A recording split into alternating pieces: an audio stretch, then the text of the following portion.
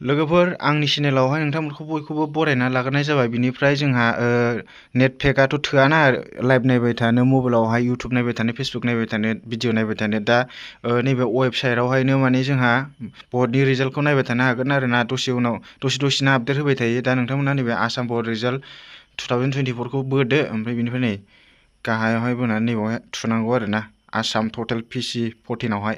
दा बेवहाय हाबबाथाय नुबाय। आं नोंथांमोननो डिसक्रिपसनखौहाय लिंकआवहाय माने डिसक्रिपसनावहाय होनानै होगोन आरो ना, लिंकखौहाय, बे वेबसाइटनि लिंकखौ। दा बिदि गाहायाव फैनानै ओमफ्राय जोंहा अबे समस्थिनिखौ नायनो, अबे जायगानिखौ नायनो, जेनेबा नै आं खोन्थानोसै। बेवहाय नोंथाङा हाबनानै नायनो हागोन क'क्राझार 1 ओमफ्राय नै नैबावहाय जोंहा नै क'क्राझारनिखौ नुबाय। दा नैबे जयन्त बसुमतारी लिडिं जानानै दङ इउनाइटेड पिपल्स पार्टि लिबारेलनिफ्राय। ओमफ्राय खाम्फा बरग'यारिया सेकेन्डआवहाय आरो ना। ओमफ्राय बिनि नैबे माबाना जयन्त बसुमतारीना 53,357 बारा आरो ना। नैबेना नै बेनि खमसिन आरो ना। दा बिदि नायो आरो ना। ओमफ्राय बे आरो दस्राखौ नायबावनोबा नों बेक खालामदो।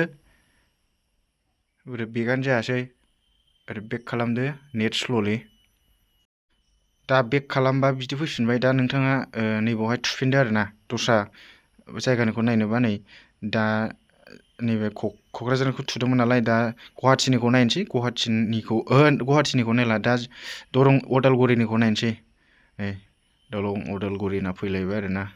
बा दिलिप सखियाना नै 2,38,000 जाहैनानै दङ। औ माइनास प्लास माने नै 6,99,000 बा बिजेपिनिफ्राय। ओमफ्राय नैबेना नै बड'लेण्ड पिपल फ्रन्टना थार्डआवसो दङ। दा बिदिनो नायो आरो ना। नै लिंकआ माने आङो डिसक्रिपसनावबो होनानै होगोन। नोंथांमोनहा दासिमबो नायनो रोङाखैबा आं जास्ट ओरैनो भिडिअ बानायबाय आरो ना, माथे नेट पेक गारबाय थानो। बेवहायनो दसे दसेनो आपडेट मोनो। दा जोबलाय लांसैसो।